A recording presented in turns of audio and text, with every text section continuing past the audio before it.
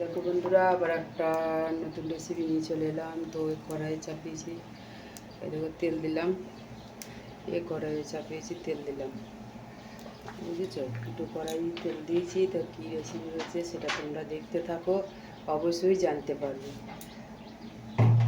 এই দেখো, এটা হলো বেগুনের রেসিপি বানাচ্ছি, বুঝতে পেরেছো? তেলটা গরম হোক, কারণ কারেন্টটা জ্বালাই আছে, কারেন্টটা নেই, এই জন্য অন্ধকার হয়েছে।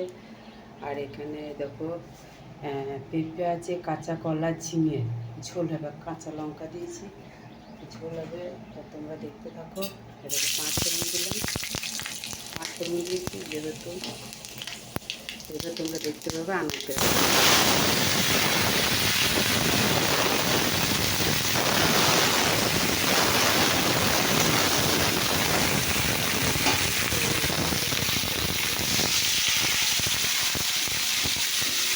চাপা দিয়েছিলাম,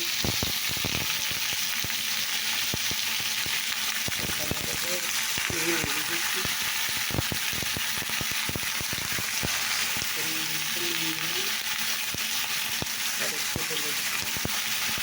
নাড়াচাড়া করতে হবে।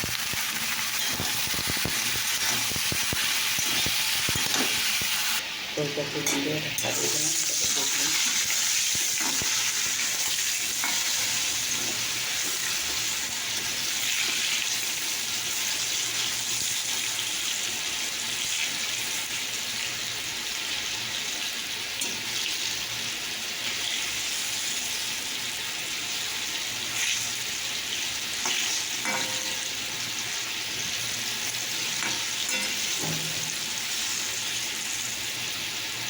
এই দিকটা ভাজা হয়ে গেলে হবে। তো এখানে রাখো, আর এরকম নাড়া হয়ে গেছে, মেয়ে সাথে দিয়ে একটু নাড়লাম, একটু সবজি দিয়েছে।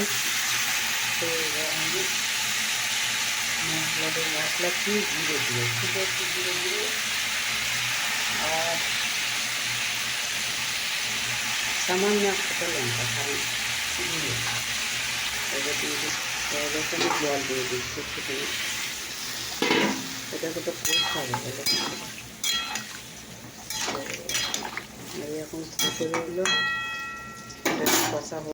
তো দেখো বন্ধুরা, আমার বেগুন ভাজা হয়ে গেছে। তো দেখো বন্ধুরা, একটু আছে, তো তার রান্নার গন্ধটা হয়েছে। এবার আমি জল দিয়েছিলাম, বুঝেছো? পেঁপে, কাঁচকলা আর ঝিঙে দিয়ে একটা ঝোল, বুঝতে পেরেছ? তো তোমাদের এই ঝোলের রেসিপিটা কেমন লাগলো? এবার আর কিছু না, শুধু একটু সেদ্ধ হয়ে গেলেই ব্যাস আমি নামিয়ে দেবো। তোমাদের কেমন লাগলো ভিডিওটা অবশ্যই কমেন্ট করে জানাবে।